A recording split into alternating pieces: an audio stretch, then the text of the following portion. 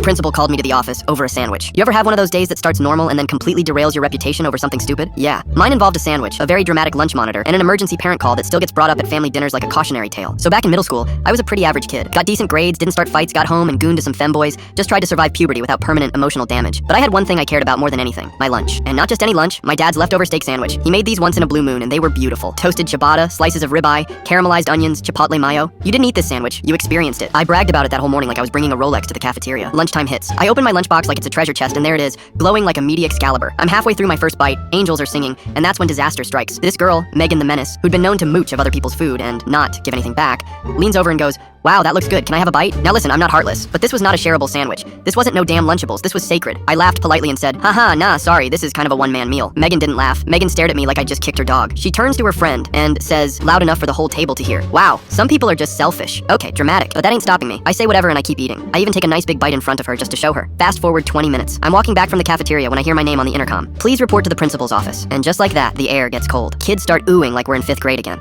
I get there. Principal has the look. That disappointed, tight-lipped, you're in big trouble expression. I'm running through every possible thing I could have done. Did someone frame me for something? Did I accidentally trip a fire alarm with my backpack again? Nope. He says, "We had a report that you were bullying another student at lunch." Excuse me? Me? Bully? Apparently Megan went straight to the lunch monitor and told them I mocked her, called her poor, and refused to share food because I thought I was better than everyone. She spun it into this Oscar-worthy tale about me being the lunchroom villain. I said, "Sir, all I did was say no," when she asked for a bite of my sandwich. He blinked. "You didn't say anything else?" "No, sir. I just wanted my sandwich." He stares at me for a solid 5 seconds like he's waiting for me to confess. I know the strat, buddy. I have nothing to confess. Then he says, "Well, even if that's true, you could have shown more compassion. Sharing is part of building a positive school community. So now I'm the antichrist of kindness for not giving away the one lunch I actually liked." They called my mom. She shows up expecting blood, weapons, arson. When they tell her it's because I didn't share my sandwich, she laughs in the principal's face. Like full snort laughs and says, "You brought me here like for that?" The principal doesn't even deny it. Just tells her it's about teaching empathy. My mom, queen that she is, goes, "Empathy doesn't mean you get free steak." That was the moment I knew I was raised right. Anyway, I didn't get suspended, but I had to write a fake apology letter to Megan, and for the rest of the year she told everyone I hated poor people because I wouldn't share my lunch.